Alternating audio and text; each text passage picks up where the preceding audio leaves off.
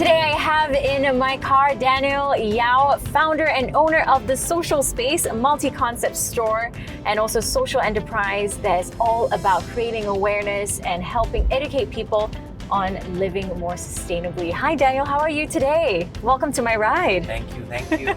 What do you think of it? It's really smooth and quiet. I'm surprised. Isn't it? Yeah. You ready? Yep. Let's do this.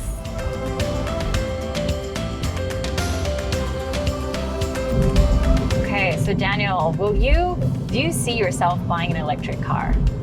Yes, I think so. Why? I maybe not immediately, but I think if electric cars are made more accessible, an electric car that can cover all ranges, from a luxury, high performance car all the way to your family sedan. And if it was, a reasonable price, I think I would. But there will also be concerns with availability of charging ports. And if it wasn't available, how then can we charge? How long it takes to charge a car. But where do you think we are as a nation, right, when it comes to sustainability? I think we're improving. We've improved. There's a lot more that can be done. Yeah. But what the government is doing, what organizations are doing, there's a lot more focus being placed on sustainability. And when I say sustainability, I don't mean just care for the environment, tackling climate change, environmental degradation, but things like poverty, improving the lives of people in general, helping communities. I think a lot more is being done. For example, encouraging more individuals to use electric vehicles, for example. They have introduced also things like lower tax rates or first-time owner grants to make it more accessible. Right. This is really more than just talking the talk, it's really walking the walk. Yep. And actually talk about technology and innovation. I mean, sitting in this car right now, in this mini electric, I mean, it's crazy how so much technology is put into this one car, and it's also compact and there is no compromise when it comes to driving quality and the experience. So how important do you think technology and innovation is when it comes to fighting the climate crisis? I think if you think about how technology has evolved, right? That boom in technology led to certain climate, there were some negative consequences towards the climate, right? With carbon emissions, etc. So I think now that we are moving forward, emphasis has to be placed on the environment. So, for example, even things like how food waste is managed. There's actually a lot of tech behind that. So I do think that technology has a big part to play, and needs to be developed in a very responsible manner. But I think a lot of thought in this current day and age is being put in towards how technology is developed. The BMW group they are committing to a more sustainable future by ramping up the production of their electric cars and such, and they're projected to sell 4.6 million electric cars in the next 10 years. Why do you think it's important for organizations, whether big or small, to actually push for more eco-friendly products? Number one, I think a lot of the demand is driven by consumers, right? So I think that in general, consumers are becoming more aware and a lot more conscious about what they're buying, not just the product they're buying, but the lifestyle that they're buying into. Yeah.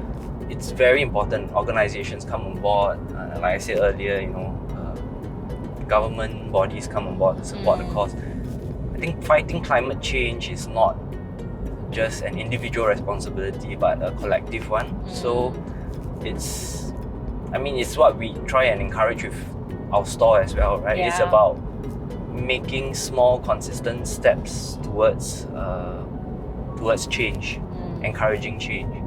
Yeah, and it's definitely about the long game, right? And I think when we think about organizations, we, as a consumer at least, the conversations that I hear, a lot of people say, oh no, we want to see the big boys do it first. But a lot of the time, we see the smaller players start first, and then that almost gives the bigger the bigger companies the impetus to actually say, okay, I think we can actually do this. So, I mean, do you have any experience, with the social space in that aspect? Yeah. I think sustainability is still quite niche. The idea of basically our business is built around all things sustainable. We contribute not just towards the betterment of the environments, but even the community. Yeah, social causes. Yes. Yeah. So it's a movement, right? You start something small first, and when people notice and people see that, hey, there is some demand, hopefully more come on board, and small things, I believe, can lead to much bigger things. And that's our dream, that's our vision. Yeah. This topic about greenwashing, right? Because now with more people talking about it, I think there's a good number of people who really know what's going on, but a good number of people who also just loosely use the term and throw it around. So how do you educate consumers on making sure that they're supporting a company that is truthful to their message and not just greenwashing? Okay, you mentioned a very important aspect of our business, which is education. So to give you an example, if a corporate were to come up to me and say, hey, we want to buy 2,000 straws, I would actually ask them what for. And if they were to tell me that, oh, it's meant to be given as a door gift, I would actually refuse the sale, right? And the idea behind it is that I think it's about end users making that conscious choice to change their habits, whether it is to use a reusable straw or to stop taking plastic bags, for example. But by giving it as a gift, then it kind of defeats the purpose, right? Yep.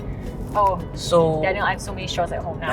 It's like we don't even need that many straws. It's reusable for a reason. So for me, I don't even use a straw, right? But we sell straws because it's an option for individuals, right? But giving an eco-friendly gift, yes, is better than the gift not being eco-friendly. But to what point, and is gifting really that necessary, especially if it's going to be, for example, a lucky draw? Do you want to give a metal straw as a lucky draw? I think those are opportunities for us to educate, right? We wouldn't want to be supporting corporates that are just kind of, that they're giving it just because they want to appear green, right? I understand, yeah. So, I mean, just on that topic, what else do you do in your daily life to lead a more low impact lifestyle? I think you hit the nail on its head. It's a low impact lifestyle. So I think the main thing is really to live, for me, it's about living simply. So I think as consumers, we have a choice in terms of choosing to support businesses that share the same values. It's also a form of encouragement for smaller businesses trying to do their part for whether it's a community or environment.